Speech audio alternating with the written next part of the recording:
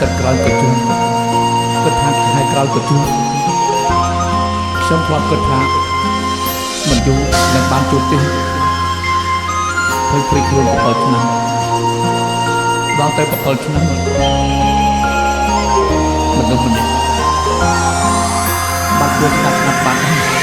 សំឡេងទឹកភ្នែកស្រស់និងសំឡេងទឹកភ្លៀងស្រស់តែមកប្រមាណមកស្ដាប់ទឹកភ្នែកស្រស់នៅខាងក្រៅសតតតតដោយទឹកភ្នែកខ្ញុំខាងក្រៅ